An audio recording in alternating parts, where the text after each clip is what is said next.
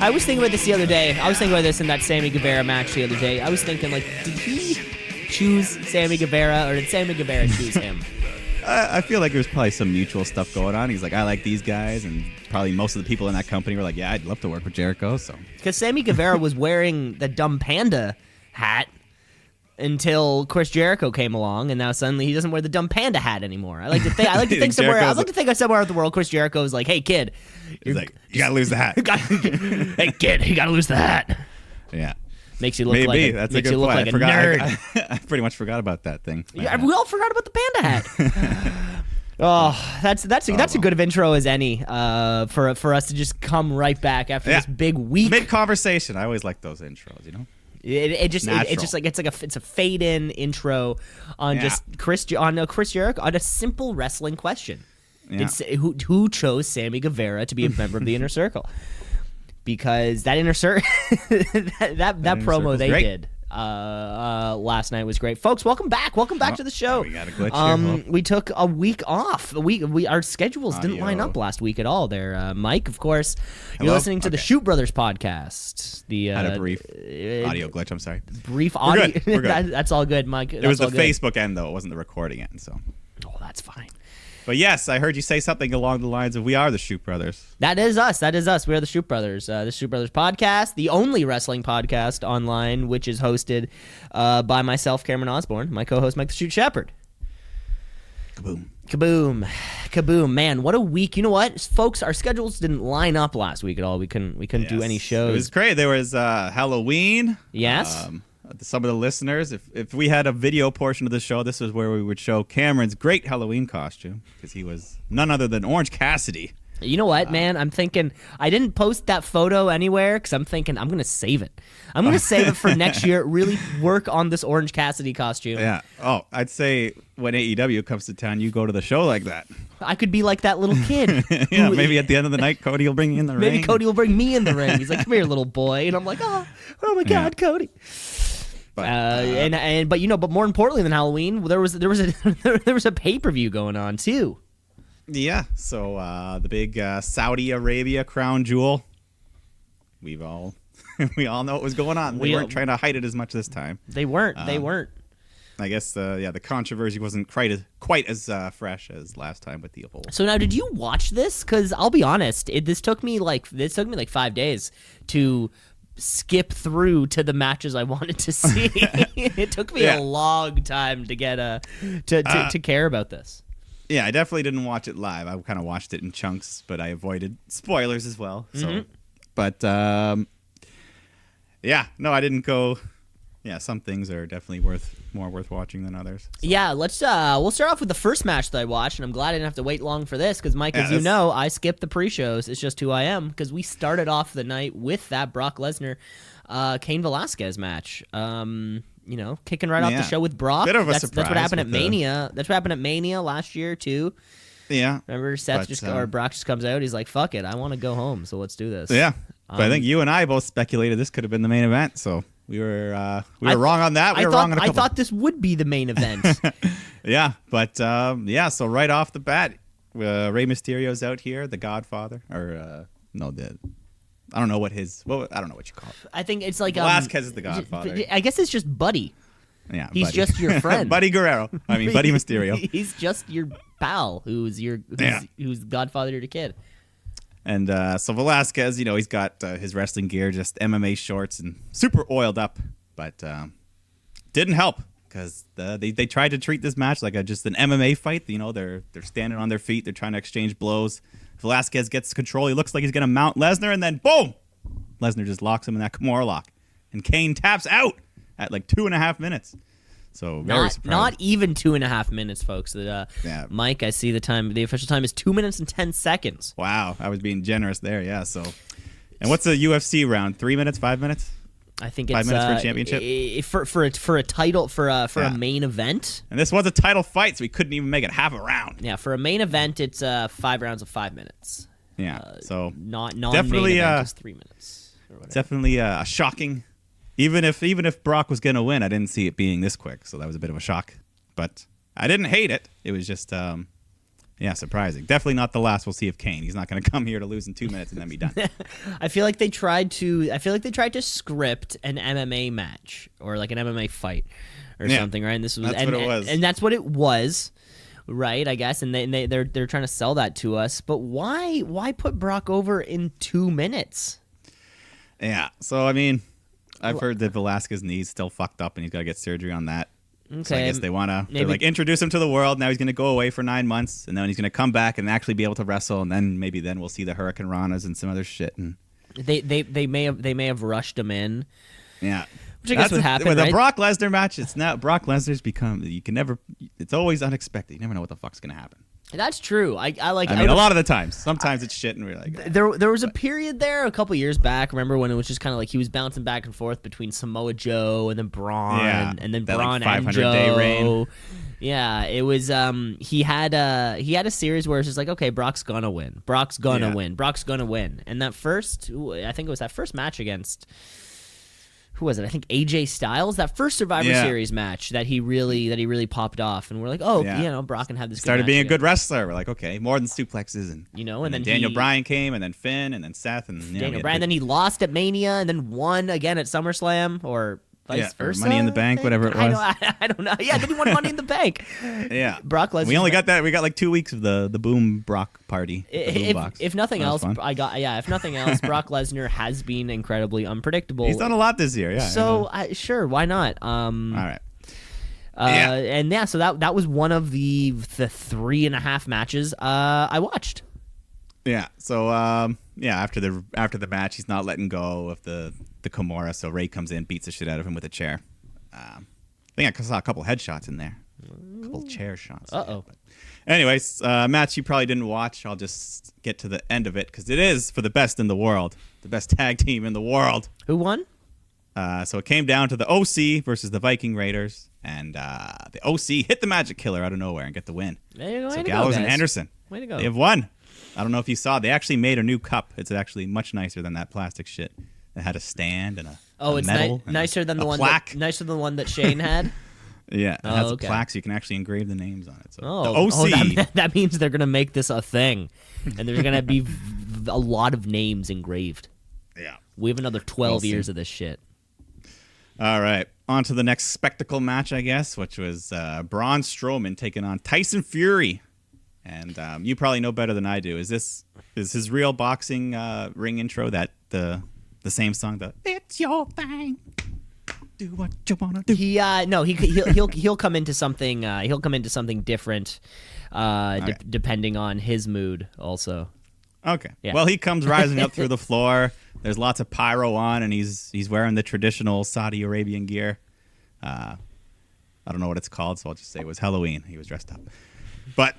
He takes it off and he wrestles in shorts and a tank top. The crowd was definitely into him; they were favoring him. But you think he would just look like a boxer? You think that would be his look, right? But no, you could see he was into it. He wanted to do some wrestling shit, so he did a couple. He didn't look terrible. He didn't look super smooth. He did a couple things, some arm drags and shit. At one point, he did like the Undertaker sit up. Well, that was like an IRL spot from a fight that he had too. But did he actually sit up like the Undertaker though? Yeah, it was surprisingly like you can find the video, but it's real life. So he goes from being unconscious to conscious. It's less of a dead man rising. This match was funny because I feel like it took Tyson Fury half of the match to realize like, oh yeah, I'm a world professional boxer. I can just box him. Yeah, I don't need to. It was also really funny. At one point in this match, Braun Strowman is doing that like run around the ring thing, and that made me realize, like Kevin Owens takes that bump and he goes flying. He does like a backflip. He does like a backflip and he flies. And he tried this bump on Tyson Fury, and Tyson Fury just kind of fell over. And it was when I could see this look in Braun's eyes where he realized like, oh, this only works if somebody sells. Yeah, it's like everything Braun Strowman does works if you sell it. Yeah, exactly. And so a lot of his offense in this came off a little lackluster to me, just because I know Tyson Fury's not that guy who's going to sell. Tyson Fury's not selling he's not selling for anybody. Go fuck yourself. No. And there was one spot where he was kind of like Like he was on the offense, and Strowman was like kind of like cowering, and he just kind of like paused, didn't know what to do, and Strowman was just put his hand over his mouth, like, "Hey, come now." Had to tell him. But yeah, they were working it out. Yeah. Eventually, there's a punch. Yeah, big haymaker right hand, which knocks Strowman off the apron. He falls down. He's too messed up to get back up for the 10 count. So they book it like a boxing finish there. So Tyson Fury's your winner in a count out. That makes somewhat sense. Yeah, we knew Tyson Fury was going to go over, especially in those fun matches. There's no way. Especially with Velasquez losing, I'm like, they're not going to have both of those. Yeah, you can't go 0 for 2 on that. Yeah, those are the two people who were on the fucking poster. Yeah, but you were talking about no selling after the match. Strowman's a sore loser. He hits a power slam on Fury, and then he walks away. But then Fury just jumps right back up, and he's no selling. Right up. I wasn't sure what was happening. I don't think he was supposed to do it that quick, because. But I think I heard him saying, "Come back, pussy," too, which didn't get censored. Wow. Are you allowed to swear in Saudi Arabia? I mean, I know you're not allowed to wondering that, drink or be a woman or something. Or are you do allowed anything. To, say, "Oh, fuck that." There was a holy shit chant at one point, and I was worried. I'm like, are they going to start killing people? Killing people? Jesus Christ, holy shit. Yeah. We have a title change here, of course. R-Truth running around. The Singh Bros get him. They pin him. Samir this time, so he's 24/7 title. Oh, I missed that. That was part of the. That must have been one of the skip. Yeah. One of the. I mean, over the course of this, 3.5 hours, very easy to miss. Okay, what match? What did you watch next? All right, so this one, the first ever women's match in Saudi Arabia. I imagine we didn't even know it was going to be on the card. You didn't watch this match? I did not watch this match. No. Goodness. Well, like I said, I watched it back, and I was just kind of clicking through. As far, of course, WWE, for the rest of the time, they're going to pat themselves on the back for this. But I can separate it from that. This, you know how much I love women's wrestling and how much it meant to them and the other people, like the genuine fans there. I don't know. I thought it was good. I know. I didn't not watch it because no. I just. No, you didn't watch it because you've seen Natalya versus Mike. Lacey Evans 100 times. Oh shit! Exactly. I have enough time to watch Natalya and Lacey Evans again. Unless there's a dead dad on a table, I'm not tuning in. Yeah, but no. So they had him in full black bodysuits with like these long T-shirts over top, so only their hands and faces were exposed. The sexiest part of a woman, though, we can all agree. Lacey. I gotta say, Lacey, she had a bit less makeup on here, but she still looks beautiful. I bet they probably capped them at a certain amount of makeup. They were probably like, okay, no more. But no, I gotta say, this was one of the top. The crowd for this match was super hot. Like I think they respected what they were seeing. They didn't think they would ever get to see this in their lives. Like I think the crowd in general this year was better. Like it was more fans. It was less of the people not knowing what the fuck's going on. And especially like we're 3 shows in now. I feel like I noticed less and less. I remember the first Saudi Arabia show. The first thing we noticed was the rows of people not paying attention. Not giving it. Yeah. And I'm noticing that less and less. Or maybe like this time we were getting chants. We were getting lots of pops. Like when Lacey, she hit her twisting moonsault, that got a big holy shit chant from the crowd. So that's when I was wondering, is that allowed? Is that allowed? Can you swear? I don't know. Eventually, Natalya locks in the sharpshooter, and unfortunately, Lacey taps out. But after the match, they had the big emotional embrace with the fans, and everyone's crying. And everyone's like I said, WWE is going to pat themselves on the back. But no, to me, I love the women's wrestling. This was a special moment. I enjoyed it. Even Chris Jericho tweeted at the two of them, non-sarcastically, to congratulate them for having a monumental moment in wrestling history. And he's the top man in the business. Yeah, and he's a heel. He could say whatever the fuck he wants. He's a heel. He could say whatever he wants. Genuine. No, he was kind to We're not denying how large the moment was.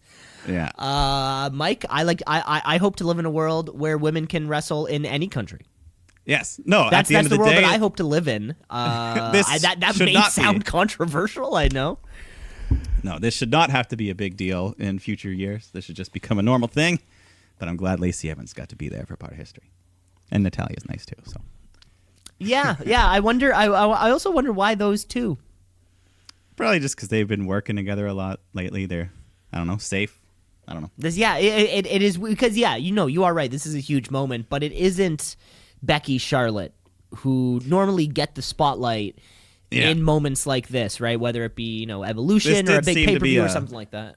Yeah, this did seem to be a last-minute thing So maybe they were just geographically they were the closest people to find. I don't know. Maybe the Prince was just like the Prince. He's like me. He's a big Lacey Evans fan. He could just be a big Lacey Evans fan. That's actually he's nothing like me. Even if he likes Lacey Evans, you're a piece of shit. Well, he was still a Lacey Evans fan. Okay. Okay. What match did you watch next, there, Michael? Well, there's only 2 matches left here, so I guess we'll just go with the Team Flair versus Team Hogan. Thankfully, it was just one fall finish, so not elimination style. Who won? Team Hogan, the baby faces. Way to go. Way to go, Team Hogan. There you go. Yeah, there's not much here. Roman Reigns gets the spear, blah, blah, blah. Not much. Okay, there's 10 people in the match. Roman Reigns gets the spear. I mean, shit happened. You know, Ricochet was flying. Shorty G was good. But pretty much Roman Reigns got the spear. Yeah, you know the end of it. Like, was Shorty G going to get the pin? I don't think so. The actual main event though, yes. it wasn't this Brock match like we thought it was. It was the Falls Count Anywhere match. We have the Fiend. We have Seth Rollins. Universal Champion. We got a red light. Yeah, the red light's back. The red light's back, baby. The beheaded lantern was here, which I thought might be a bit too on the nose for Saudi Arabia. But he brought it. And yes, this match could not be stopped for any reason. So the red lights. That's not a big enough reason. No. So the red lights, I don't hate them, but for this match, there was a couple parts where like I felt bad for the crowd because Falls Count Anywhere is already probably a little tough, and there's some corners where it was like super dark and. Yeah, I wonder. I mean, it didn't affect me that much. It would be fun to see. It would be fun to see a Falls Count Anywhere type of match. But yeah, there are always going to be those little areas that some people in the arena are not going to be able to see. Yeah. So of course, yeah, they start in the ring, but then they fight all into the crowd, onto the floor. Rollins starts hitting curb stomps onto the concrete, but the Fiend's coming in. He's getting back. Eventually they go up to the top of the stage, the ramp. Rollins hits like another 5-6 fucking curb stomps. He just keeps going, and Fiend keeps getting back up. And then eventually he super kicks him off the stage onto like a pile of equipment, and then it explodes. Pyro goes off. And Seth Rollins goes down, and then another pyro like shoots him, and he pretends he got hit in the face. And then the Fiend pops up, nails that mandible claw, and Sister Abigail, and he pins Seth Rollins to become the Universal Champion. Wow! So look at that! Yeah, they did it. They did it. You know what? No, none of us. None of us here on the show saw that coming.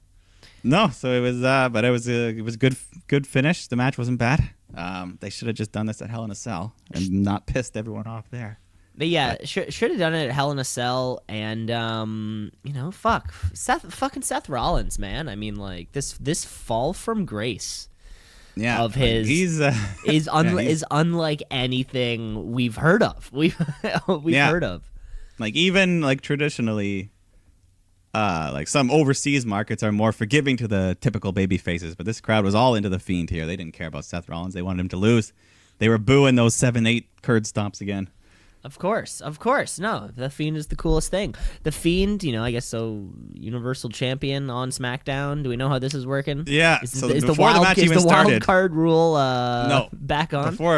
Before the match even started, they said if the Fiend wins, the Universal title will come over to SmackDown. Okay, and then they're going to take the WWE title to Raw, and that's why Brock quit? Yes. Exactly. So let's just jump right into that. Wow, none of this makes any sense. Yes. So SmackDown, which was in it. I mean, I'm sure you heard all the travel controversy. And so it was the next day. Of course, we gotta. How are we? We gotta get from Saudi Arabia to like fucking Buffalo, New York. Buffalo, New York. Yeah. And we bring the majority of the men over there. Yeah. So fucking good luck. There was many conflicting. So we got Daniel Bryan, Sami Zayn, the only two. Yeah, and the Miz. And the Miz. The Miz isn't going anywhere. Who else do we have? Who else do we have to pull from? And we got the women's roster. Cesaro. Maybe Sheamus could come back. Yeah. We have a couple free agents out on the prowl. The John Cena likes. So we never know what's going to happen, though. Of course, though, we get the invasion. We get this NXT invasion Takeover SmackDown. The SmackDown Takeover. Because of real life travel issues. There's been many conflicting stories and controversies. Yes. They just Some couldn't. say They it couldn't. They couldn't get there in time. They couldn't get Yeah. there in time. Whatever the hell the reason Whether it was mechanical, political, cynical, who knows? Jesus Christ. But who knows? some of us made it here to New York, Buffalo, unfortunately. Brock Lesnar and Paul Heyman, they made it. They got on a private jet. Well, the word is that Brock Lesnar travels privately anyways. Yeah, he's always So got his he own bird. wouldn't have been a part of whatever flights other people wouldn't have been. Yeah. Up And in. same with like Hogan and Flair and Hart. They all had their own jet. And then McMahon, of course.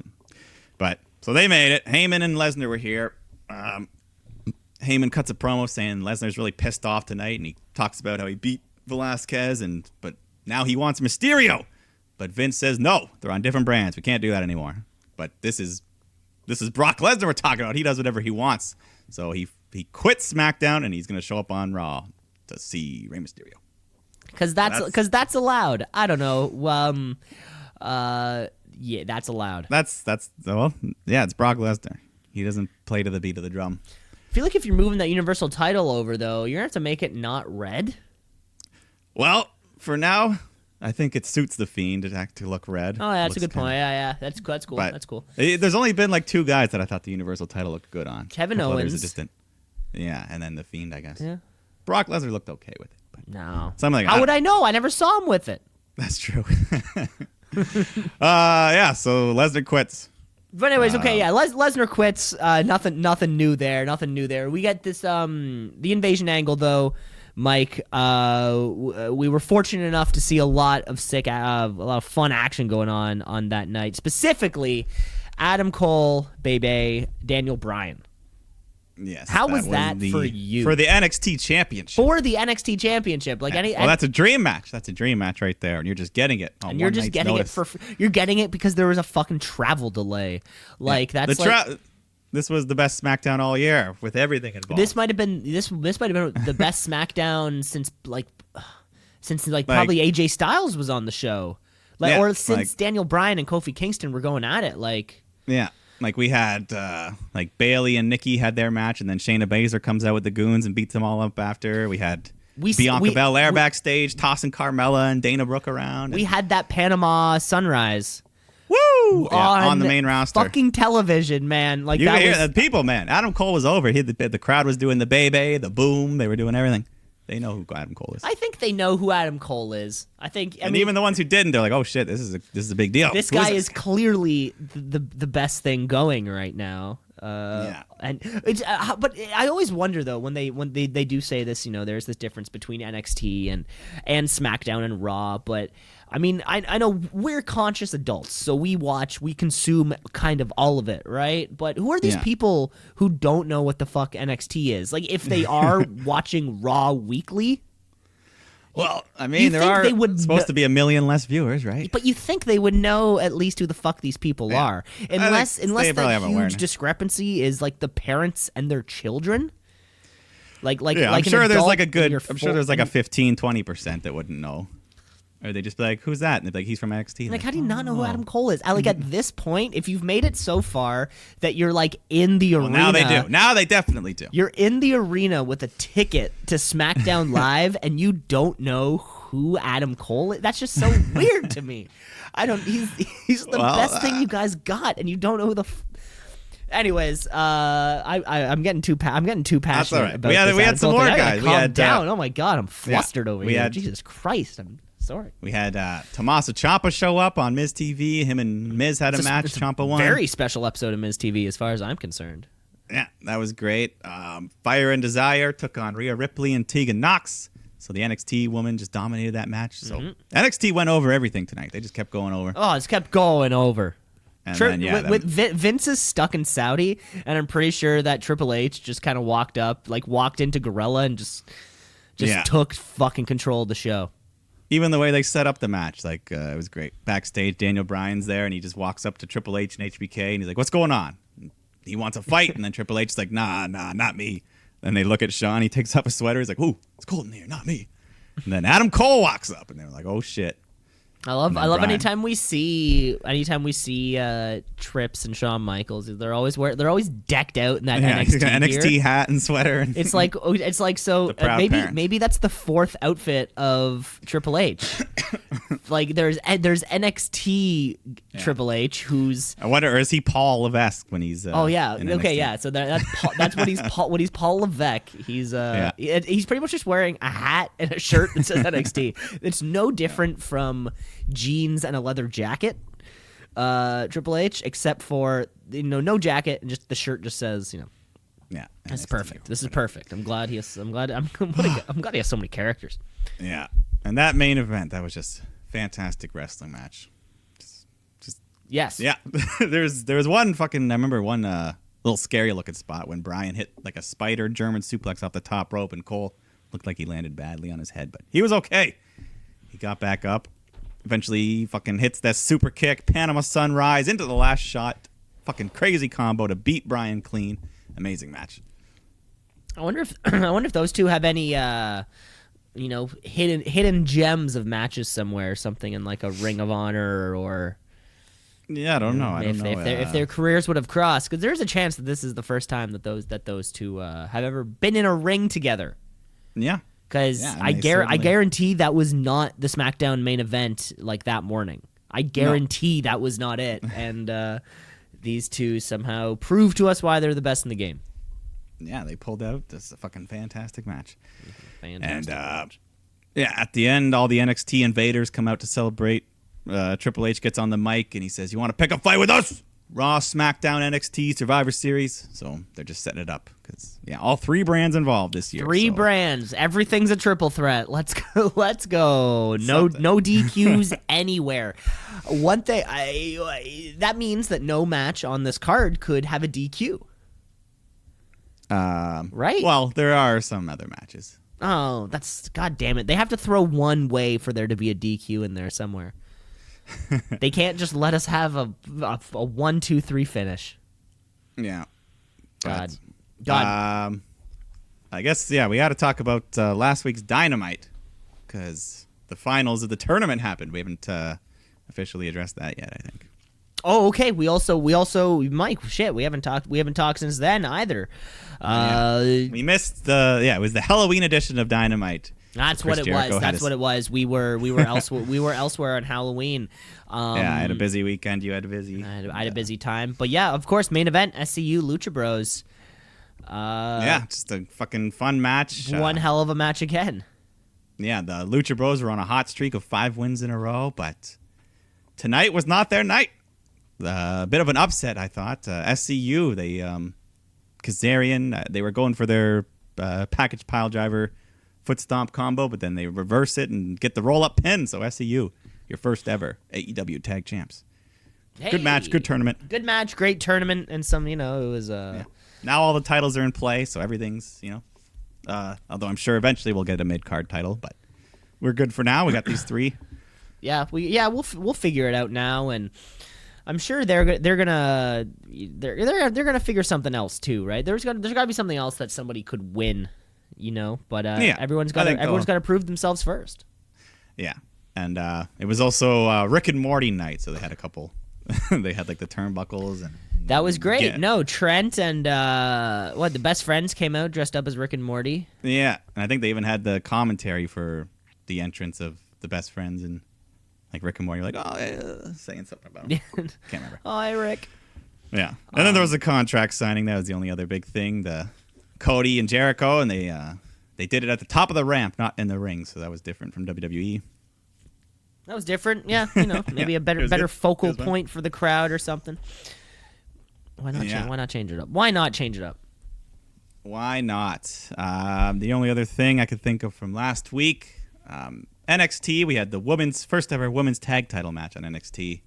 The Kabuki Warriors defending against Tegan Nox and Dakota Kai. Pretty good match. The crowd was super hot for Kabuki Warriors. Lots of welcome back chants for the NXT alum. And they do get the win eventually. Asuka pulls out that green mist. Probably her best misting yet. It came out real thick. Got Kai blinded. Real thick mist. Yeah. Insane she was sure she hits the insane elbow and then she covers the green face from the ref when he's counting the pin so he doesn't see what's going on. And So they retain the titles, but then after the match, Shayna and the Goons come out, and everyone stands off, and Regal announces that we're going to have women's War Games for the first time. Hey, that's going to be fun. So is that pay-per-view just going to be 2 War Games matches? I feel like there's not. We're going to get like a cruiserweight title match. Yeah, we need something in the middle, right? We can't just go huge, bloody affair to second to bloody affair. But I guess it does cut down on production costs, maybe, because we only need one set of things. I don't know, but I don't know. That it definitely only needs to be like a 4-match card. Probably be good. Throw in like a cruiserweight something, and then something else, and then something. Something. You got anything else from last week? Anything else from last week? Jeez, I don't even know, Mike. That was I think that was all the in-ring action. The only other shit that happened was these goddamn Saudi Arabian planes. They just you think they're gonna work, then suddenly there's some kind of mechanical issue. So here's what I don't think we don't know what happened, right? I don't. No, we may not get the full story for a while. I don't think there's any like nobody has said this is specifically what happened, folks. So I think it kind of lies somewhere in the middle. Of it all. So the SmackDown NXT invasion angle happened. None of the SmackDown guys were able to get back because their plane was held hostage because Vince took the pay-per-view off of cable television in Saudi Arabia because he wasn't paid the hundreds of millions of dollars he was owed. Allegedly?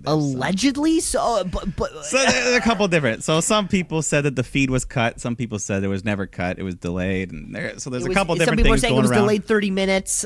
So either way, it sounds like something happened, but maybe not quite as nefarious as it's being brought out. And the other option was that these were mechanical problems, which was why the plane couldn't take off. The new reports are, have you heard of this group of 20 thing? What, the 20 that flew out? The 20 that were allowed to fly out, and Luke Harper took a photo of him, and a bunch of the dudes are waiting around the plane. Not top 20 or something. Yeah, and he's like, I'm not in the top 20. And I think you see the Street Profits behind him. Who was in that top 20? Who?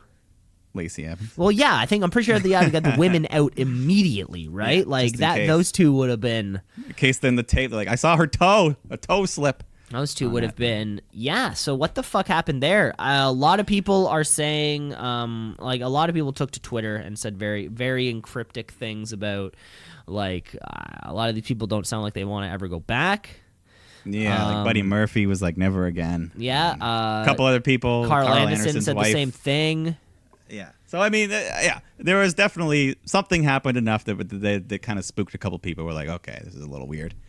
Yeah. Being delayed 24 hours out of it was a whole 24 hours before they actually left from when they were supposed to. So that's a little sketchy, being trapped in they got to stay in a nice 5-star hotel and shit, but just the but I bet that journalist also got to stay in a nice hotel. The thought of being stuck in a country that literally beheads people is probably one of the scarier things that it could happen to me. Personally, I bet there would be people out there totally comfortable stuck in a country where they behead people. But I just think myself, Luke Harper, Buddy Murphy, we're not of that ilk. And, fucking sue me then, Yeah, no, sue them. Or sue them. Don't sue me. Why would you be sued? You don't want to die. I just don't want to die. That's the only thing I just, want. Yes. So, lots of controversy there. No, apparently, they held a team meeting before Monday Night Raw just to kind of go over things, and I don't know if this is going to relate to your tweet of the week, or is Seth Rollins in it again, because he was stirring shit up. Mike, you called it, baby. Here we go. This week's tweet of the week.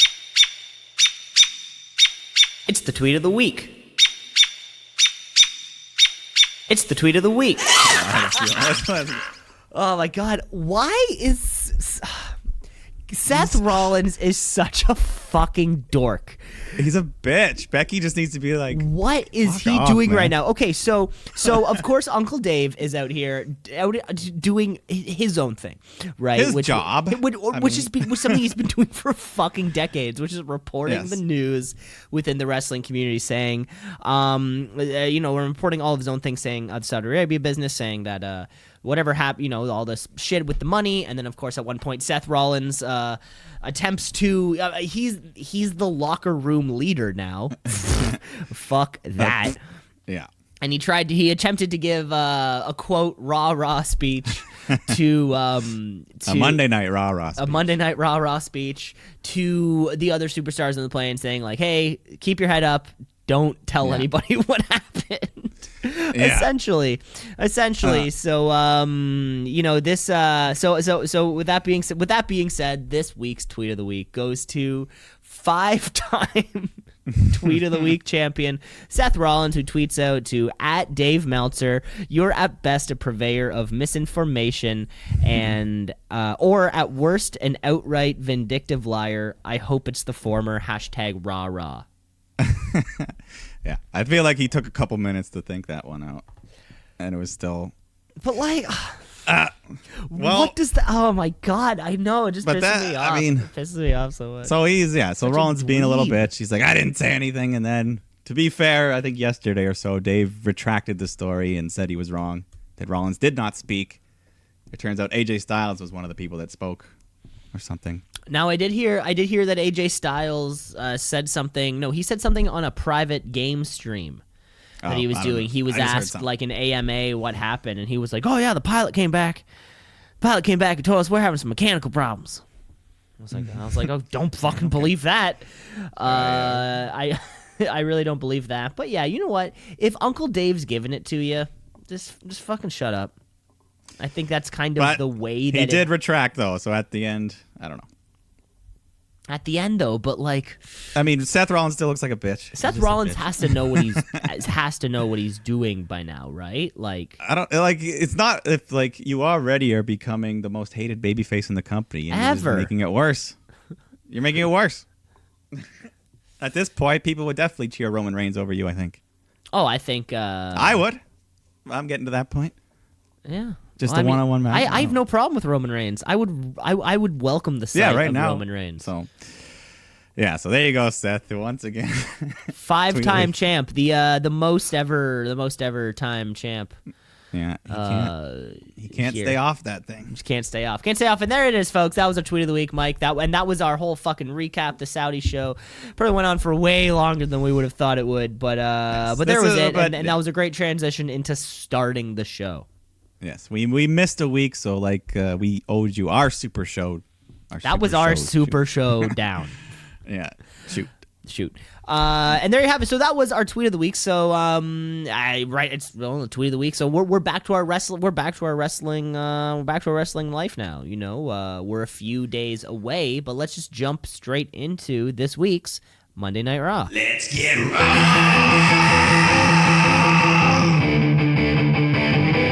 Let's get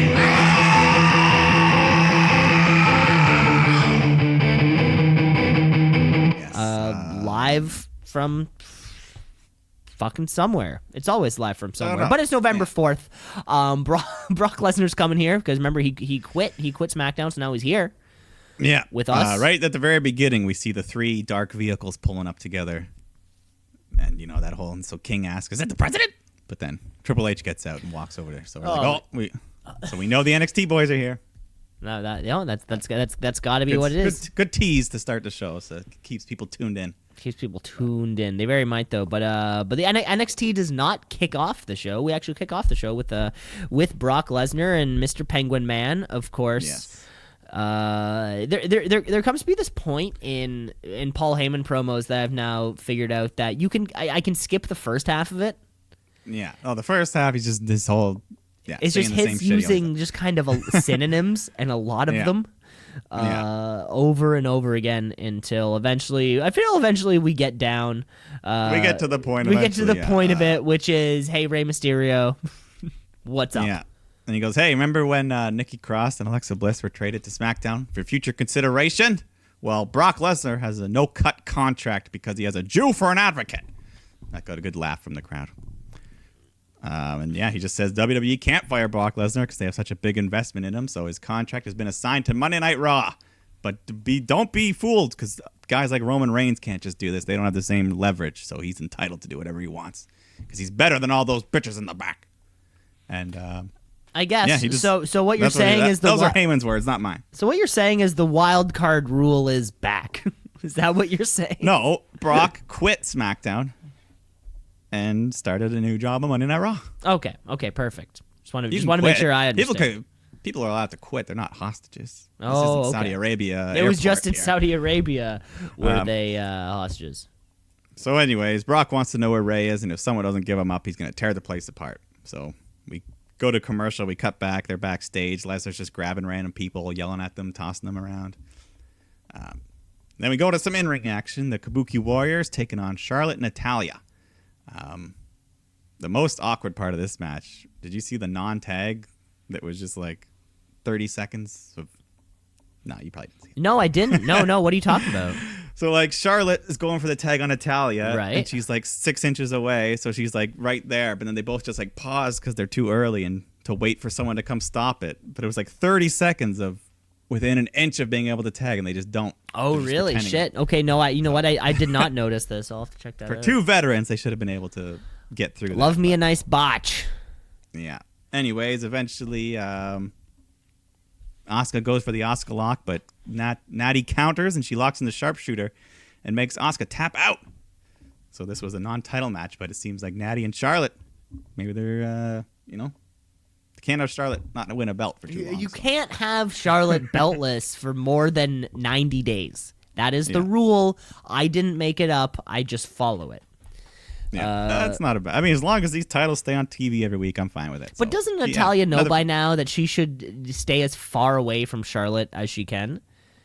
Natty doesn't learn anything. That relationship is not going to end well. When has that ended well for Natalya in the past? Are we going to get Charlotte and Natty again? Is that what we're getting? Probably next week. Charlotte will be like, "Hey, Natty, remember your dad?" And then Natty will be like, my dad, my dad. So we have Jim Hart on one table. Ric Flair on the other. But after the match, Heyman and Brock come back out. They're harassing the commentary team. They want to know where Ray is. Heyman's like, "Who the hell are you anyways?" He doesn't even know who these guys are. And then they single out King. They're like, "Come on, you know where everybody. You know everything." So Brock is ready to kill King, but then Dio Madden steps up.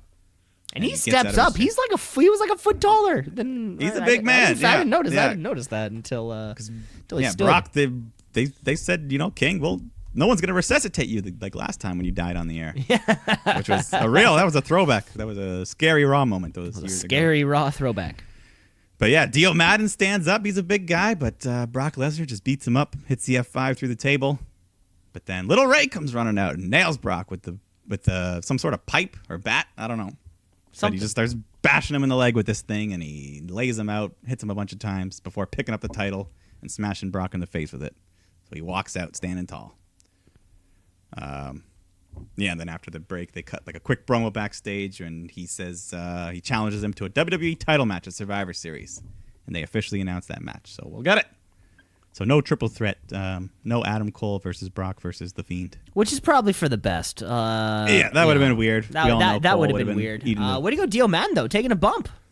Yeah, I feel like he's probably got some wrestling background in him. Yeah, no, I checked him out. I checked him out a little afterward because he's a football player. Okay. All right, he was with a name like Madden. he was an offensive lineman who I think never made the NFL, but was like a third stringer on the NFL, or like never got any playing time. Yeah. But yeah, big motherfucker. Cool. Well, yeah, nice bump. We get a little quick Cedric Alexander versus Buddy Murphy match. Good action here. Murphy gets the win with the Murphy's Law. So with the Murphy's Law, Buddy Murphy was giving me big Will Ospreay vibes in this match. I don't know why. I don't know. I think the two of them would be a lot of fun to watch. Yeah. So Ospreay, is he signed with New Japan or? Yeah, he's a New Japan man. Okay. He'd be fun. Yeah, he'd be fun to see. And then Ring of Honor or like presumably whatever other companies that New Japan will work with. Well, little bitch boy, Seth Rollins comes out next. And I got to say, the crowd was not very into. I didn't even hear him burn it down when his entrance came. No, just, we're done. We're done. We are absolutely done with Seth Rollins. Yeah, so he's cutting a promo. It's been a rough week, rough months. He's not stupid. He hears us. He knows how many people were thrilled that he lost to The Fiend, and the crowd popped to that, proving his point. And he's like, you know what? To be honest, I don't give a damn.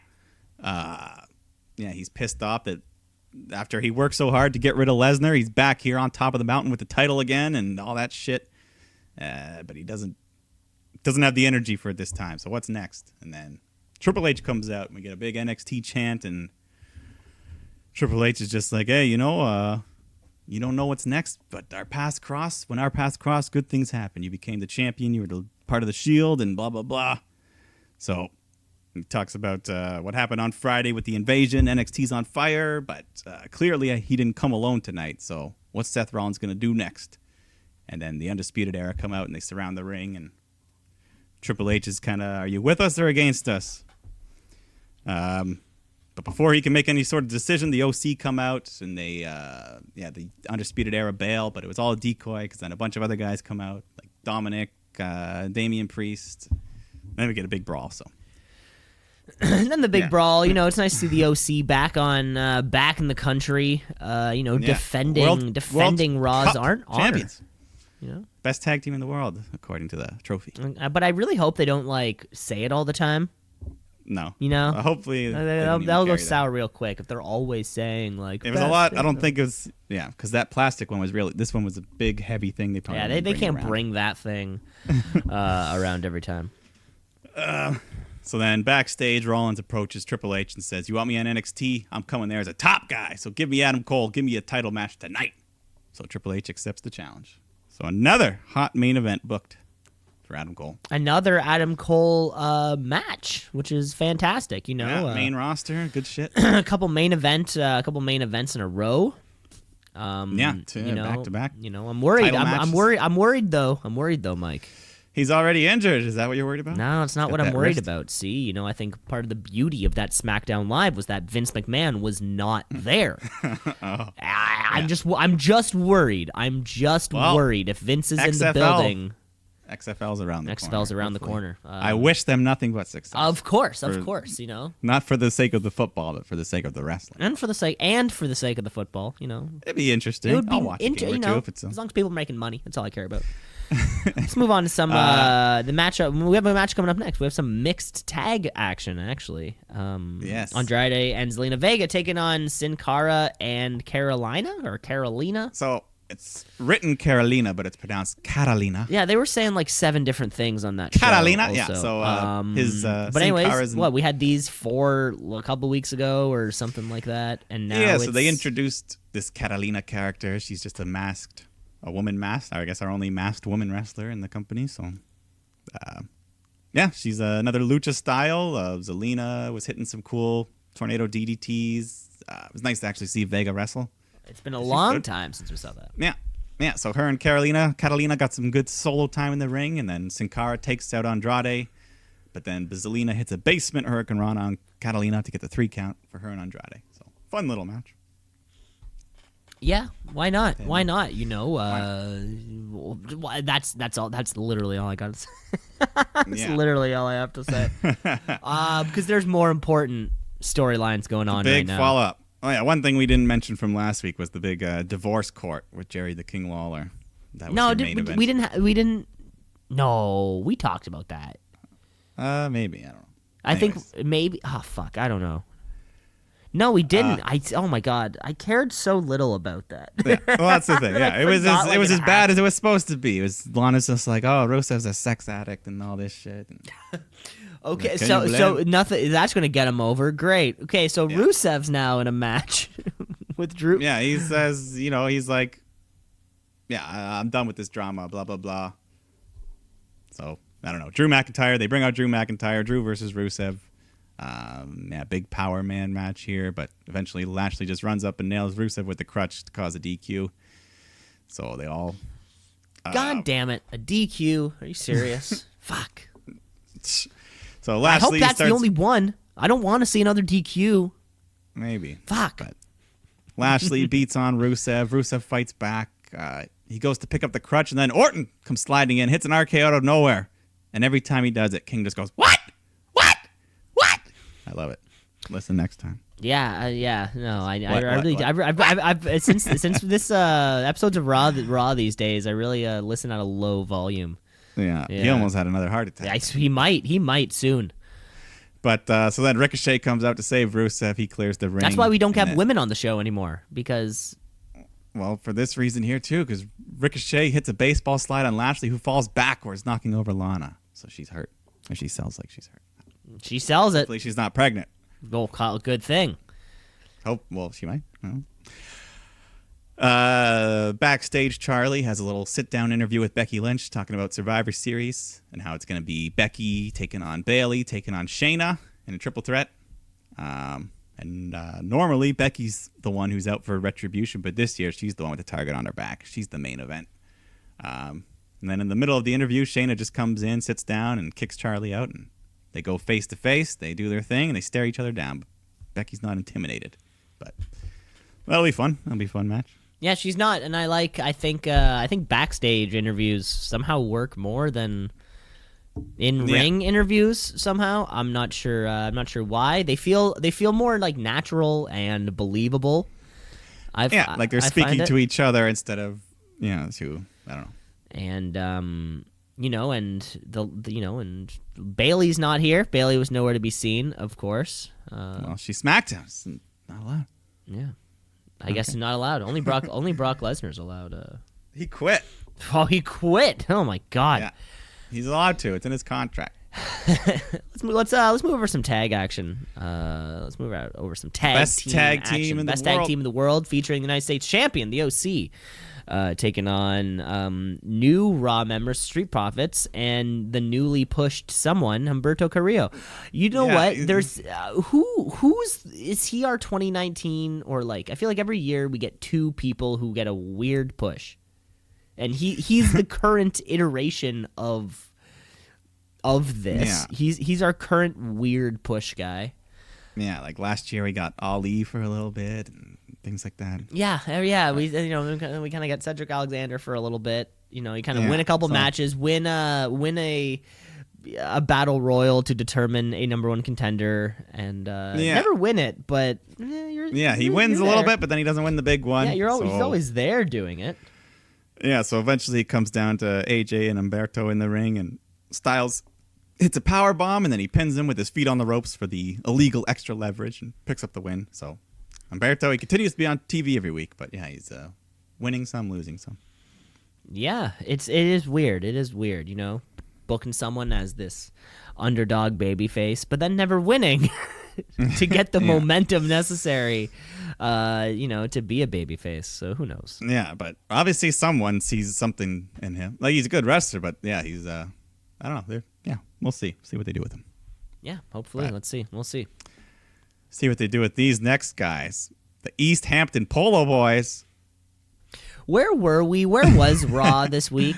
Was it like East Hampton, or like was it in a place like that? I think they were at Nassau Coliseum. I think. Well, because the week before they were in Chicago and they had two guys dressed up as Cubs players. Yeah, like I feel like to Vince McMahon that is hilarious. Yeah. Like get a tag team, dress them and name them as if they're from the place. Squash them on TV. At least just sitting there like, ha ha! They're wearing polos. Don't you get it? Yeah, I do like that they at least had a name or something. They look like the Cubs. Better than two local jobbers, but of course the Viking Raiders get the easy win here. Mm-hmm. They couldn't win the World Cup, but they can win this match. They could. Main event time. Main event. Our second NXT Championship match on the main roster this week. Seth Rollins challenging for Adam Cole's title. Just like SmackDown. Another good main event. The crowd was really into Cole. Chance for Undisputed and NXT. Triple H was sitting at ringside to watch the match, which is always more awkward on Raw because the announce team's all the way up on the ramp, so he's literally just sitting in a fucking rolling chair. Like, do I cross my legs? Do I lean back? Put my hand on my chin? It's always a little awkward. Yeah, I don't know if during the match at one point they show Triple H the finish was spoiled for me because I saw some movement from under the ring, under the apron there. So I'm like, oh, someone's under there. Oh. Yeah, a little flutter. But so later on in the match, Rollins has Cole lined up for the curb stomp, but he was facing the same side of the ring that I had seen earlier. So I knew that was it. Undisputed Era pops up. They grab him. They attack him, cause the DQ.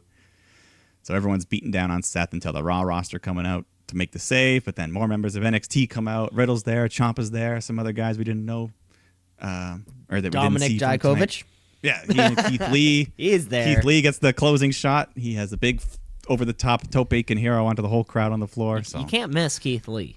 No. So that was good. Another solid. I'm excited. I like this NXT. I feel bad for the guys that have to work double duty, though. Having a fucking War Games, and the next night they're going to be wrestling at Survivor Series. Yeah. Yeah. So, it is.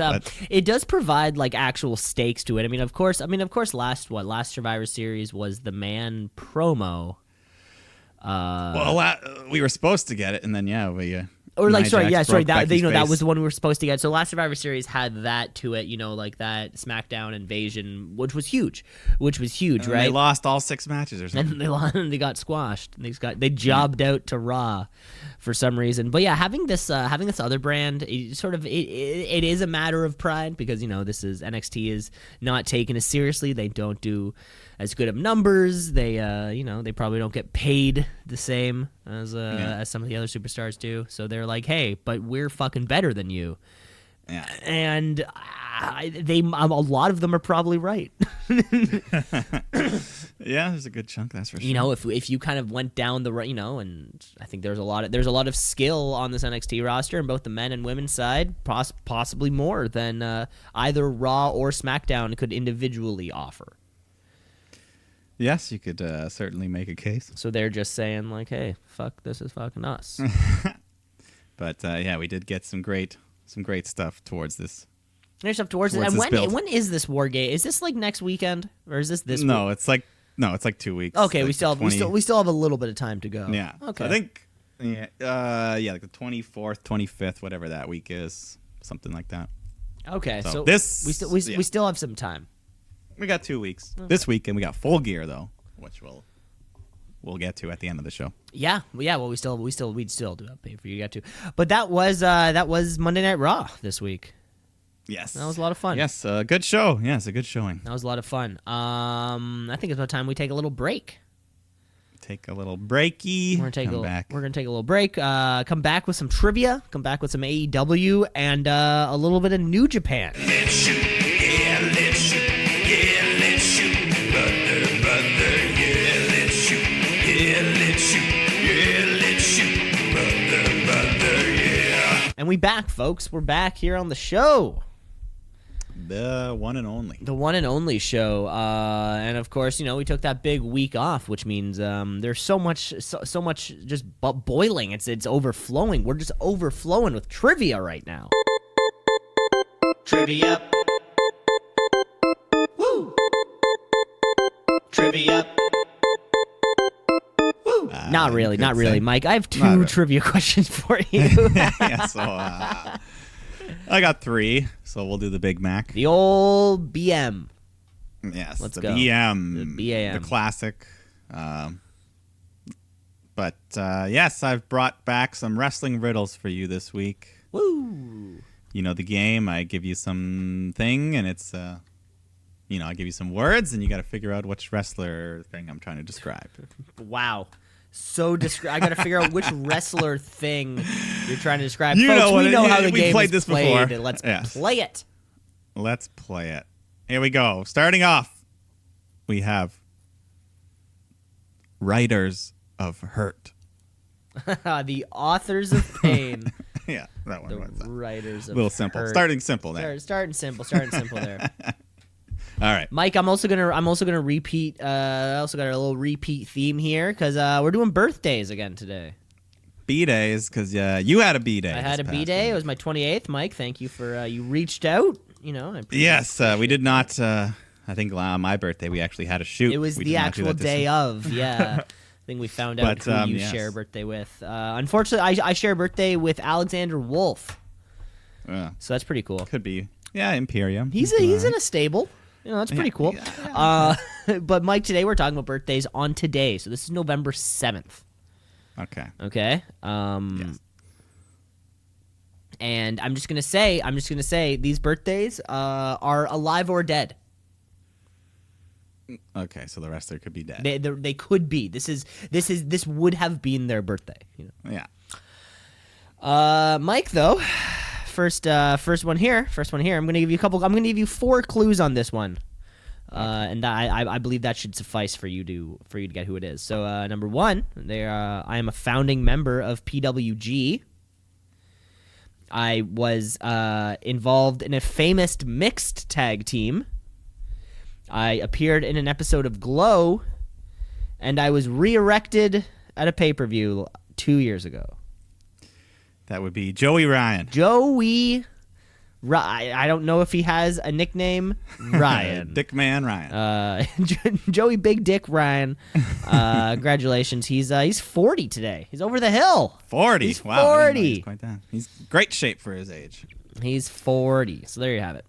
You still have not watched Glow, have you? I haven't. It pops up on my thing every so often, and I think I don't know why. I don't know what's wrong with you. I as a wrestling fan and as a fan of television, just good.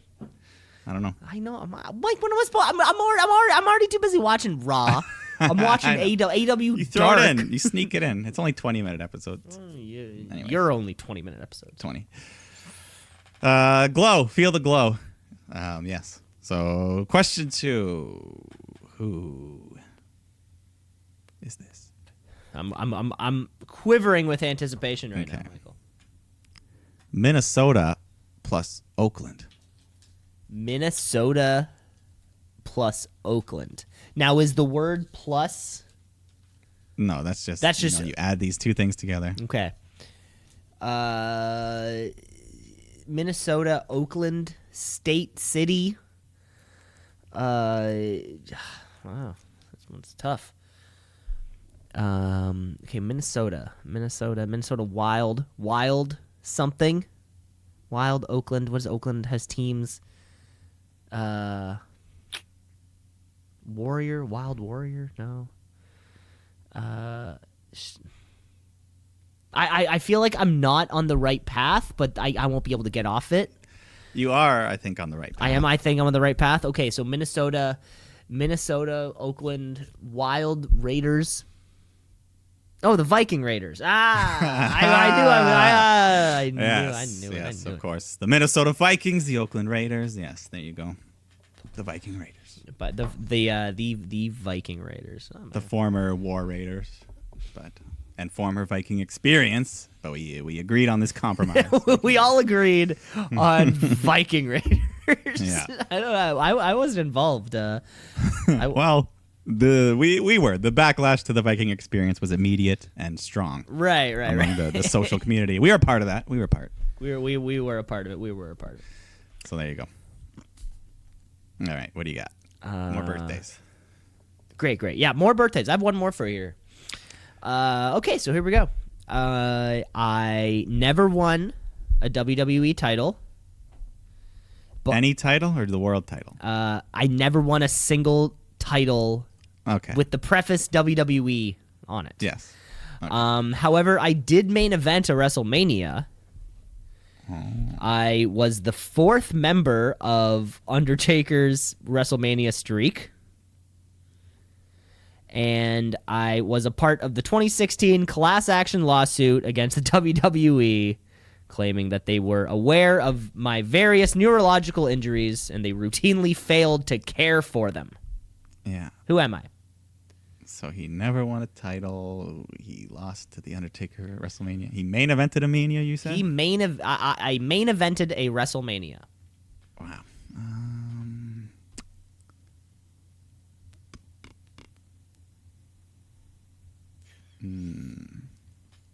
See, I had a name until the main event Mania part threw me off. Okay. No.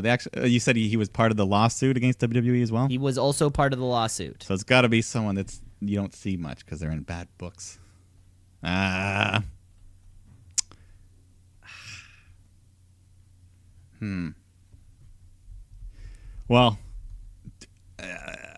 I don't know if you're allowed to tell me which WrestleMania he main evented. I'm not, or I mean, I feel like I could, and maybe you would. It might give you the would whole get thing it away. because if you know the main event, I think you would get it. that's Obviously, I feel like I should know the name because there was a couple weird. it's whatever you got. It's whatever you got. I don't know. I'll just say Brutus the Barber Beefcake. Bruce the Barber Beefcake. Close. We were looking for King Kong Bundy. I almost said King Kong. King Kong Bundy, of course, he main Right, evented WrestleMania 2. He main evented WrestleMania 2. Yeah, Never won a title in WWE. Won a couple Slammy awards back in the 90s. That's about it. Passed away earlier this year. He would have been 64 today. Yeah. Yeah, big boy. Yeah, big boy. All right. There you King have it. Kong. There you have it. All right. My final. Final question. What do you got? Sir plus flawless. Mr. Perfect. Yeah. So 2 easy ones this week. A couple 2 easy. Two easy but ones. You got It was good. It was fine. That was fine. That was fine. You know, That's fine. That's good. It's not all about beating each other and winning and No. all this sort of No, stuff. it's Can't fun. it just be It's just about two pals Put on a good match. putting on a good match? Exactly. They're not all. They don't have to be all these Meltzer 5 stars. Some can just be a nice 3.5 star match. Everybody goes home happy. It's done in 12 minutes. You know. Yeah. Yeah. You know. And there was your trivia, folks. Let us know how you like trivia, because you might hate. Yeah. Folks at home might hate this, and they're like forced to listen to it. And they're always hitting that like They plus love it. 15 People seconds always love thing until we're done with trivia. I don't know. I think the fans love it. The fans could love it. That's true. Okay, folks, let's move right along here on the show. You know, Monday Night Raw is over, and of course, on the first half of our weekly show, we always cover the first half of the Wednesday Night War. Yes, the Dynamite, because I mean, first of all, you can't. I mean, you could watch them simultaneously, but you're not going to get the full effect. You got to pay attention to each one That'd be individually. tough. here. Imagine watching both like on two separate screens and trying to pay attention. Yeah. I know which one I would pay attention to most. It would definitely be AEW Dynamite. AEW. All Elite. They coming for you, Vince. Better watch out. It's too sweet. Week 5, and we're still on the air. That's pretty good, right? I gotta say, week 5 we're on there. This is our first go home show, also, because we have our big pay per view coming up. First ever. First ever pay-per-view. They've had pay per views before, but the go homes were just those. Yeah, this is our first pay per the view online build-ups, being on weekly television, which has been big, and we kick off with a pretty big match. Actually, we have Trent and Pac taking on Pac. each other. I mean, they still screw up, Pac. and JR's like Pac. I mean Pac. Pac. all Jim do Ross that. screws up a lot. Okay, you know what you need to listen for? You need to listen to Jim Ross talk about where everybody goes to college. Oh, Listen just like for that. it. Listen for it. Okay. Everybody went to college and was an athlete, and he knows specifically where they went, or he's Like, he won 3 All-State, All-Americans. he's making it up as he goes, but he's so Yeah. specific with it. It's almost amazing. We kick off with this Two-time Trent Pac, NCAA. of course, Chuck Taylor, and freshly squeezed Orange Cassidy comes out to the ring. Our boy, yes. You know, and even when Orange Cassidy is ringside, you know, like in the role that another ringside character would, he doesn't. He just sits there. He's just perfect. Yeah, no smile, no nothing, just watching. And then, well, eventually, these two are having a good match. At one point, Cassidy does get in the ring, goes face to face with Pac. He goes for his super kick combo. The crowd's going, oh, but Pac is not impressed, and he just kicks him in the face, kills him. And that's when the commentary got all their puns out. Black and blue Cassidy. He got orange crushed, all that. all that good stuff the that, orange that puns, yeah. I'm sure Excalibur is just like frantically writing down before. And so this next thing, so eventually Pac hits the black arrow. Okay, what happened here? I'm pretty sure the ref fucked up because he was going 1, 2, and he stops. There was no shoulder up. There was no kick out attempt. And so I got to say, this is a huge fuck up because that move has never been kicked out of in the history of his career. And I think that was a big botch by the ref. So Neville just kind of like looks up and he's like, what the fuck? So then he just locks in his brutalizer submission for the tap out win. But I'm saying, fuck you, ref. You just killed. Well, you didn't kill it, but you ruined that. Didn't kill it. It was weird. It was weird. Like he stopped the count, and then the crowd was like, everyone was kind of confused for a second. We're like, what? That was, and then even the commentary, they're like, it's over. Like, wait, no, it's not. Yeah, I no, think you that know was a what? botch. You know what? Accidents happen. Let's not forget accidents happen. They should. Accidents do happen, but that move's never been kicked out. They which has shouldn't. ruined You it. know. It didn't actually ruin it, but That is it is a good point though when it does come to especially something being protected like that. Like imagine if that was the one-winged angel.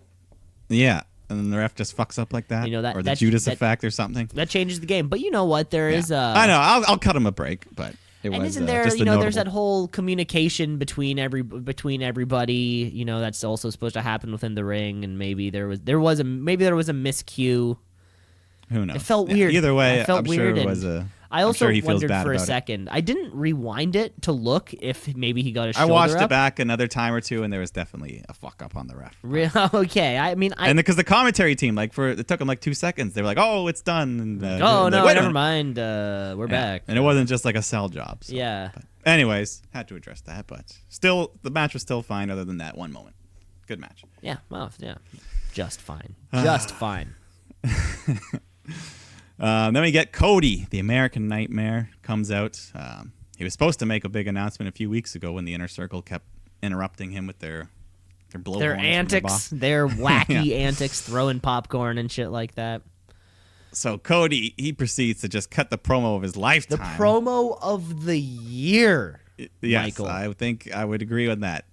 He talks about, legends like his father, and he was not just a competitor. He was also management, and AEW is, the freedom for professional wrestlers. And but he doesn't want to be a management guy in the title match, so he announces that if he doesn't defeat Chris Jericho at Full Gear, he will never challenge for the AEW World Championship again. Wow. So that's a big spicy meatball to add on their match.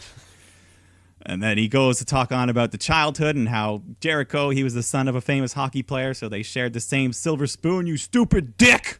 You stupid dick. And then right when he said that, they cut to a fan that had a sign that said Fozzy sucks. I saw that sign. I love that. I feel Just like out of Fozzy anything you could put on a sign, that would hurt Jericho's feelings the most. That would be the Like, most, like, your band sucks. Yeah, because that's real to him. Like, that really hurts. But that was great. And then Cody says, you need this millennial generation more than they need you. This isn't about my dad. It's about the 14 years it took me to go from undesirable to ungoddamn deniable. He was super fired up here. Best promo of his life. This was fantastic. Yeah, Can't wait. This was this was everything the WWE promos lack, which is When they script you which is word for like word. passion. I Yeah. know. Once in a while, we'll see a really good promo, be like, oh, and then we'll find out, yeah, that was just the guy cutting a promo. Like when Daniel Bryan would go out there and do shit. And things are Certain so guys are heavily like Stone scripted Cold or- now and rehearsed, and just Yeah. so that none of it ever feels real. But there Yeah. was a moment in this Cody promo, and I'm sure some marks online are gonna fucking find a promo that his dad did and and splice them together and show how The hard times. Hard times. See, you're a mark. You wanna talk about hard times? You know what I'm talking about. See, I don't even know what you're talking about. I and grew up know in the it's out alley, there. the son of a plumber, baby. The wine, the dime, the king, the queen. So yeah, I don't even know what you're talking about, and you know it, and it, and it is from a time where. But you do, though. In the same time, you can. I can picture it. I'm like, yep, I Yeah. fucking saw Cody. I can picture what it's like for somebody to give an This impassioned was promo. Cody's- yeah. And there was 1 minute, there was one like half second in there where he had that sound of I'm getting choked up now. The emotional, yeah. You know he's talking that about, sound like, when- my mother, my father. Where he said started talking about his he was family. like my father, my brother, my sister. I'm like, I didn't even know you had Yeah. a sister. He's like my mother, and then you hear that like my mother, and I'm like, oh my Yeah. god, Cody's gonna fucking cry on television in the midst of the best promo, brand wide across Yeah, of the across year. the globe. Yeah. And, we forgot to mention last week, Moxley had a great promo as well on AEW. Oh, he did. When he just came out and tore it up. I just love him just fucking this little strut he does when he's walking around. Like they said, Yeah, that, like, they said like I he walked can't. with his They said I can't be held. I'm just kind of walking. Yeah. He leads with like his shoulders just pointing. Like, Yeah, his shoulders do the leading, and then his legs kind of just follow up behind. I'm not really sure how he walks. Yeah. But what a promo from Cody here. Can't wait to see that. And that extra wrinkle, if he loses, never again. So I mean, I expect him to lose the match going in, but I also expect him to be a world champ at some point. So, and you would think, right? But I mean, at the same time, all the points that he's making are the exact things that you're like, there is a fine line between Cody and Shane McMahon in that same kind of thing, right? Like where you're pushed because you're management. Yeah. I mean, of course, obviously, there's a difference between the skill levels and how over they are. Of course, there is that difference, but it is still of the same. Yeah, and they do have the passion, the drive, the kind of father's shadow to be in. Yeah, like it is a fine line between like I'm in charge and I'm a main eventer, and I'm in charge and I'm still here. I mean, Cody Rhodes is really in the prime of his career, but I'd say he's probably like 35 years old. Like you do got to stop eventually.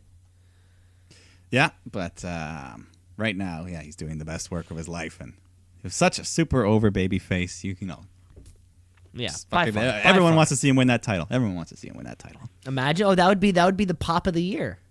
Yeah. I mean, anytime he comes out is already the pop of the year. Like he keeps he keeps outdoing his biggest pops every single time he just fucking walks out into an arena.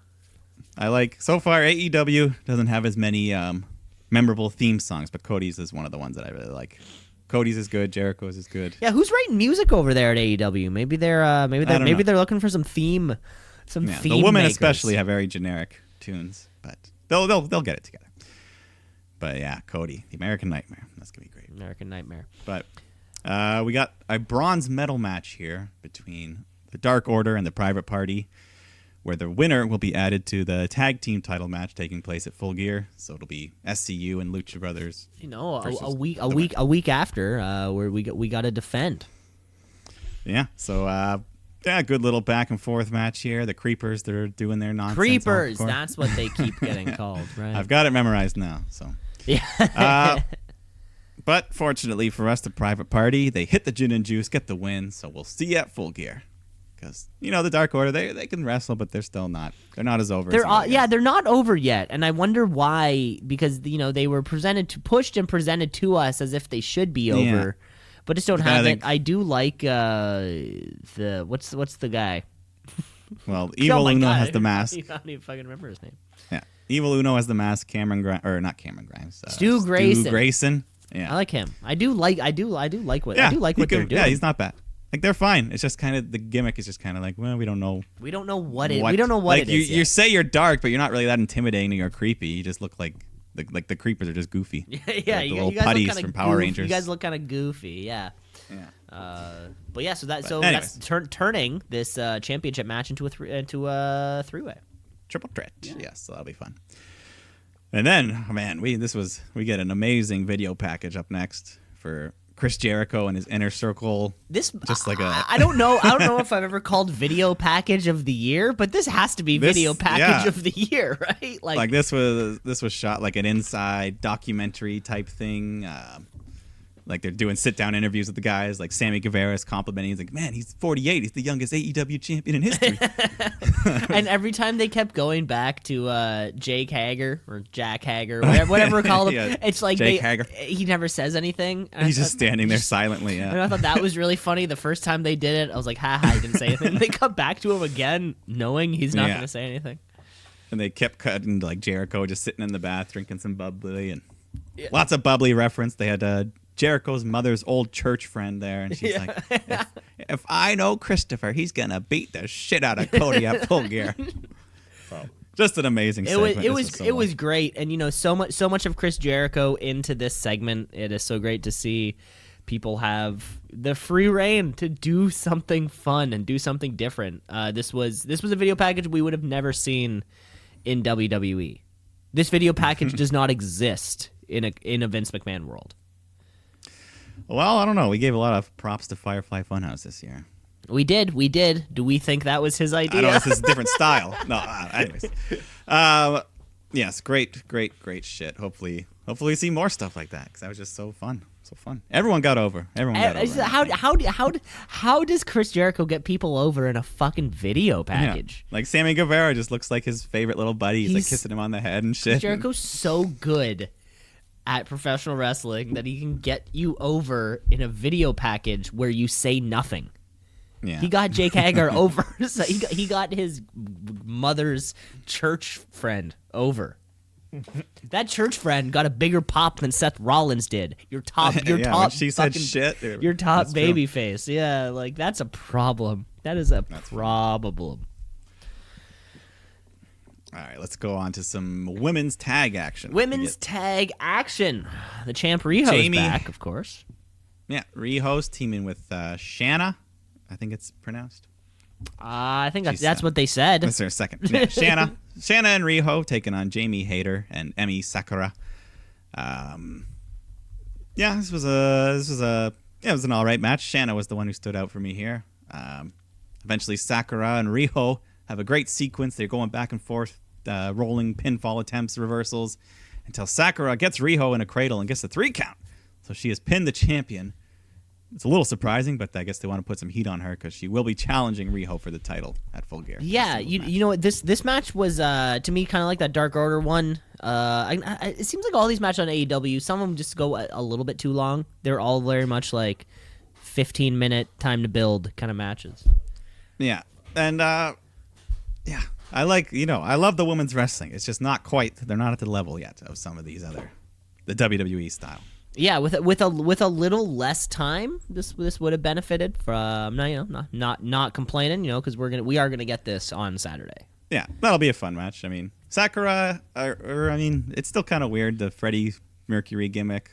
Like, I don't know. I want to see some more originality from her. I love Queen. I love Freddie. I love all that what's your shit. gimmick? Okay, I'm Yeah. like Freddie Mercury, and someone's like, okay. It's like, Let's can keep you going. sing? No, but I can do this. But what's Riho's gimmick then? Well, she doesn't have. She much also of one doesn't either. I mean, just a it's like skinny- what's better, a skinny, gimmick or smiley. a lack of a gimmick, or she looks like a Final Fantasy character or Yeah. something. Yeah, she's like, yeah, exactly. She doesn't have much, but that's why I want to build that women's division a bit. Yeah. So we'll see. Let's go for it. We have a match coming up though. Yeah, Sean Spears. Haven't seen him in a little bit. Taking on Brandon Cutler. Pretty quick, easy win here for Spears. He hits that nice looking Death Valley driver. He does. Then after the match, Tully tries to slide a chair in, but before Spears can do anything, Joey Janela comes out to break things up. I think they're going to have a match at Full Gear. Yeah, that is what they I think they said. threw- Yeah. You know what? And I think and that's gonna be a weird run too. Joey Janela needs a win, and Sean Spears needs a win. Do they? Yeah, because he lost to Cody at the. Are these what mid card guides are now? Because For now, yeah. we So, have I our mean, heel stable already. Yeah, and we have a somewhat face stable with guys who are on the fringe that aren't officially part. Yeah, of the we elite. need something that's not the elite. Yeah, we need another group for people to go to. Yeah, exactly, right? Because we need a different group to sell Like t-shirts somewhere, yeah, like maybe the guys like Darby Allin and Jimmy Havoc can have like their little brooding group. for. They're like, we're brooding over here. Yeah, and then and Bea Priestley can join them too. She's kind of gothy and Exactly. Let's get There you more. go. Let's get more. Let's get some some factions. intergender wrestling here too. Let's. Yeah. Can we talk about that? yeah. Great. It's main right. event time though. It's main event. It's the we know we're getting some tag action. We have Adam Hangman Page and Kenny Omega taking on Chris Jericho and Sammy Guevara.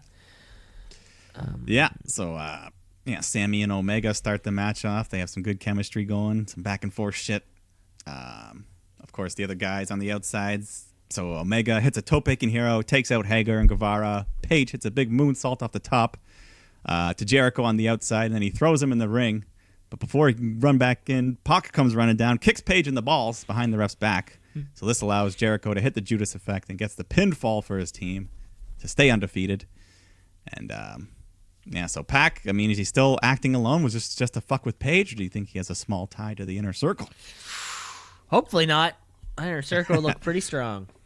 Yeah. So after the match, the heels continue the beat down. So Cody comes out to clear them out, and then Jericho and Hagar try to back away up the ramp. But MJF shows up from behind, nails him with a chair, tosses Jericho back in the ring to Cody, who hits him with the crossroads.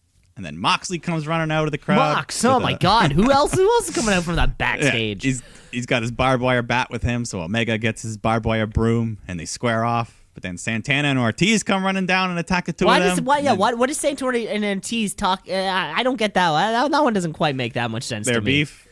What do they have against the Mox Man? I guess it was just chaos. They It just was wanted to cause chaos, let me tell you. So they grab the barbed wire weapons, but then the Young Bucks come running Oh down my and take God, care of them. Jesus Christ, the Young Bucks. So everybody's There's a fighting. super Everyone's kick fighting party on the all ramp. of a sudden. Everyone's down. Everyone's up. Everyone's. There all was over one the place. funny part where it was like the good guy, or not the good guy, like the inner circle versus these guys. So Moxley and Omega were kind of like taking out the inner circle, and then they stare at each other, and then they start brawling again. And then Nick Jackson climbs up to the top of the entrance tunnel and does a big flip off the top onto the crowd below. So they all just keep fighting as we go off the air. What a wild ending. Felt like 1998. Felt like WCW. 1998 all over again. Yeah, in a good way. In a good way, of course.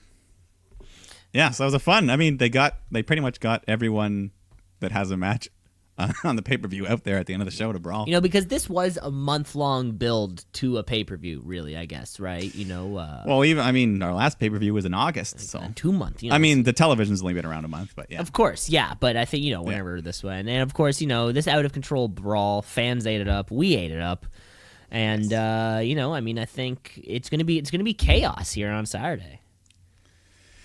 Yeah, I'm looking forward to You know, this. just looking forward to it. Everyone, you know, Cody's that fiery baby face we want. Chris Jericho looks unbeatable. You know what? You know, let's just jump right into it. Let's just jump right into let's run down these. Saturday's card. You know, Mike, as we typically do, you give me what you think, you know, a realistic match card looks like. So let's kick it off. All right, let's just start off. We know the pre-show match here. We're getting B. Priestley taking on Britt Baker. Yeah, I'm leaning on Britt Baker here. I'm still thinking she's top of the division caliber. Yeah, you know, eventually, yeah, Riho's gonna find herself on all sorts of competitors, and why not Britt Baker? Yeah, I mean, yeah, we'll see. So that's your pre-show, and then the main show, we talked about the Joey Janela versus Shawn Spears. It's just kind of a singles match, just win-loss record on the line there, I guess. So, yeah, who knows? Everyone needs a win there. Maybe Tully Blanchard will finally help, and Shawn Tully. Spears will get the win because he's got to stop showing up if he's not going to at least help once. Yeah, he just keeps botching everything. Everything he does is fucking is the worst. Yeah. Then we got the three-way tag team match for the AEW World Tag Team Championships. SoCal Uncensored, Kazarian and Scorpio Sky taking on the Lucha Brothers, taking on Private Party. Hell yeah. Of course, every AEW show needs a spot fest. And I think this is just that, spot fest. This is going to be three of the top tag teams in the world really going at it. Yeah. We'll probably see some table spots and shit here because there's no DQs. And this is the match I think out of all three. And Mike, I remember we said that, you know, all three belts are in play now. Someone has to lose there first. Someone is going to be the first loser, and I don't see any other champions losing, but I think Lucha Brothers are going to win. I could see that. I think Lucha Bros are going to win. You know, nothing against SCU, obviously. Of course, they're still top of the division. Just if someone's going to have to lose a belt, you know what I'm saying? And why not? Why not? Exactly. And the Lucha Brothers, I think a lot of people had them winning the tournament, so it was, you know, we know those belts are going to end up on them eventually, anyways. And if it happens already, that's fine. SCU, they got their names out there for people. Scorpio Sky had a bit of a breakout month after replacing Daniels. So yeah, after that big when he was just in his shoes. Yeah, and he was like wearing socks at one point. Yeah, that was something. Yeah. Then we got the Young Bucks taking on Santana and Ortiz, just in a tag team grudge match. Perhaps implications of the winner going on to get another title shot. Who knows? Winner could get a title shot. You know, I mean, it looks like we have all the members of the Elite are in action tonight, and you know they're not all going to win. No. This is Santana Ortiz's first. You know, they had a squash match a couple weeks ago, but you know, it's their first week on the card. First big match. Why not give them the win? Yeah. Yeah, the Young Bucks are the more established of the teams, so, I mean, they have eaten a couple losses lately, but, you know, anyone can bounce back. Mm-hmm. So, yeah, we'll see. That one's going to be fun to watch. Yeah, it really will be. Then we get the women's world championship match. Riho defending against Emi Sakura, as we said. I don't think Sakura is much of a... She's been built up as much of a challenger, so I don't think this title's changing this soon. Especially not on her. No, Nothing against her. Riho's gonna be there for a while.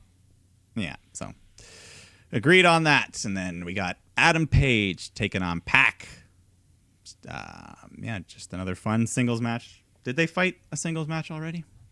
They had the one that was pre. It was like back in the summer. Remember they were supposed to have a show on the pay-per-view, but then they Double didn't. or Nothing. Yeah, that's right. Yeah. That's what happened. Wow, cool story, Cameron. Okay. So yeah, that'll be fun. And then we got. So there's two. I've heard we got two main events here, because I've heard that the Jon Moxley versus Omega is going to close the show because it's a non-sanctioned lights out. It's a lights out match. Tony Khan said he can't. Yeah. So like once the show is officially over. So let's just say that Chris Jericho versus Cody happens before that, which makes me think that Jericho's probably going to retain. But that stip just adds so much to the match. Can you really guarantee that Cody's never going to win a world title in this night? Or maybe that was he'll never challenge Chris Jericho for the title. They could. He did not say that specifically. I'm just saying. It's wrestling. It's wrestling. They make the rules. They can do whatever the fuck. Exactly. They make it up as they go.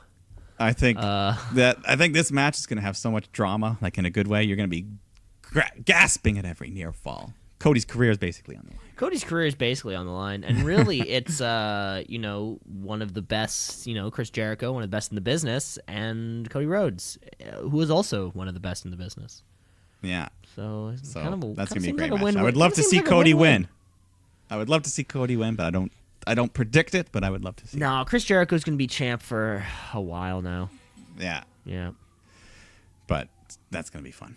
And then somebody's gonna, like, Tony Schiavone is gonna come on the show is over. The show is over, folks, around. and then the lights are gonna go fuck-hunk.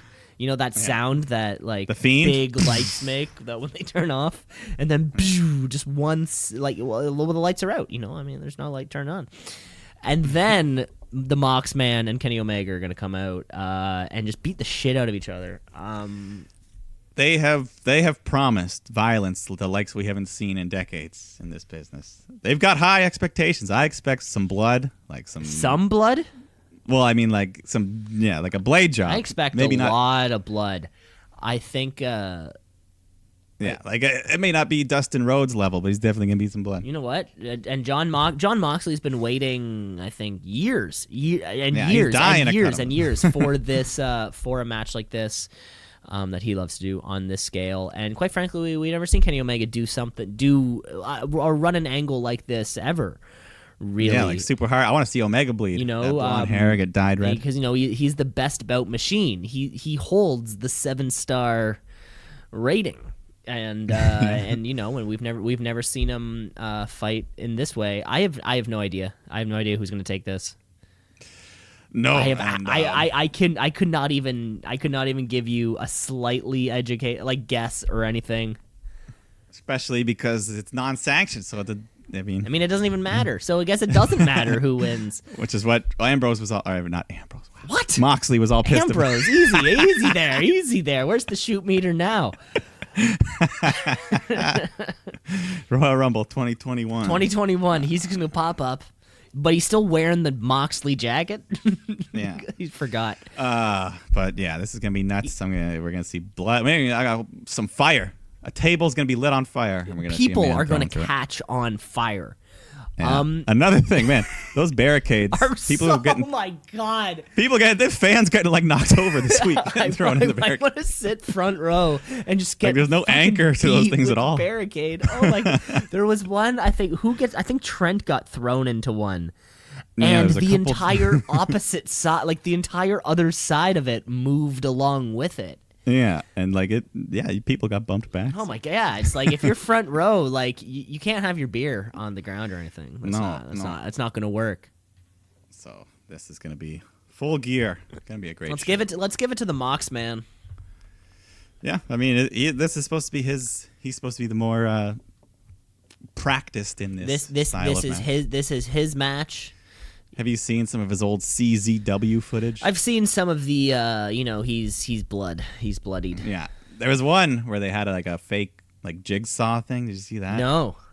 It was like a really those jigsaws, yeah. But he replaced the metal blade with a plastic one, but it looked real. And the way they did it, he was already cut. So when it moved over his forehead, it looked like it was smearing the blood. Oh, look up the video. Dude. Oh my god. Are you looking up the video? No, but I can picture it. It looks real because the blood's already there. And it Christ. just. I can picture it. Oh my god. So I'm saying if they were to bring out the jigsaw spot, that's like a rated R. I don't even know if they can get away with well, that. it's an lights out. NC-17. This is lights out on This is lights out. on pay-per-view. But it's still TV-14 though. I don't know. Who knows? Yeah, let's give this one to the Mox, man. Okay. I'm calling it jigsaw. We think we're gonna see the jig. Yo, we're definitely gonna see. I don't actually. We're gonna see. we're gonna see a something bloody crazy. spot. We're gonna see more than just a broom and barbed wire. But I am looking forward to seeing the broom with barbed wire. He's gonna light that broom on fire at one point. Oh, that broom would catch on fire so easily. Yeah. And then what? Then hit Hit him in the the Mox face. man with the Hit him in the fiery face. barbed wire. Yeah. Oh my god. Jesus Christ. Right in the face. You sound so excited right now. I am really. They promised a bloodbath. We have. I am really excited for this pay-per-view, and on a Saturday too. Which is Yes. not. I mean, I do have to work this weekend, but I'm still gonna watch it all and enjoy it. I might have to watch it an hour or two delayed. You're but still gonna watch it. Exactly. still gonna watch it, Exactly. yes, Saturday is nice for most people to be able to just have the fun, have some brews, do whatever they want to do. Yeah. Do whatever you want to do. And there you have it. That was I guess that was our Full preview. our full gear. AEW preview. And great. I think let's get on. Let's end our show here, Mike. Well, we always end our show one way. Super show. We always end our super show one way. It's with the wrestler of the week. It's the wrestler of the week, of the week. The wrestler of the week, of the week, of the week. The wrestler of the week, of the week, of the week. The wrestler of the week, of the week, of the week. The wrestler of the week. And Yes. we have a large sample size this week. Yeah, it's a super show this week, so I cheated and I picked two people. Oh, okay. Oh, I don't know. I don't know about. I don't know. You don't have to. I don't know about that. I'm Brock Lesnar. I can quit and go. and I can do I'm whatever. Brock Lesnar. I can do whatever the fuck I want. Okay, Mike. Who do you have for your wrestlers of the week? Okay. So for the in-ring, I went with Adam Cole for his fantastic double NXT matches and defending the title. And then for Cody for his promo of the year, I had to give him the spot there too. So threw them both in. Cody and Cole, there you go. Cody and Cole. Where's that match? Let's Oh. book that That'd be a great match. match. There you have it. Yeah. You know what? And we share one of those wrestler of the week. Of course, Cody Rhodes is my wrestler of the week. You know what? I enjoyed. I love that Adam Cole match. Also, there was so much sample size, and I watched Dynamite last night, and I just knew that he was my wrestler of the week. I just had to hear him. He was that good and made that much of an imprint on me. So there you have it. Cody Rhodes is he's cleaning up this week. I really hope he can clean up on the pay-per-view. Yeah, we'll see. Gonna be great. We will see. And folks, that's all the time we have for this week on the show. You know how to find the show, rate, review, like, and subscribe, all the things. Spotify, Google Play, and all that stuff. Apple Podcasts, YouTube. Baby. I guess we'll be back. The next time we have our show, we might be post Full Gear. We are, but we're still gonna be. Well, I assume we'll be post Full Gear. Or we could be mid Full Gear. but either way, we're gonna come back next week where we have more news with the NXT. Of course, Survivor Series is coming up. We have a Full Gear pay-per-view, and remember, folks, you got to tune into Seth Rollins' Twitter page. Why wait to hear us tell you what Seth Rollins' Twitter account is when you can just go follow him yourself The live train wreck. and wait for something fucking stupid to happen? No, But until pretty much. that time, Mike. Until that time next week, Mike. Shoot.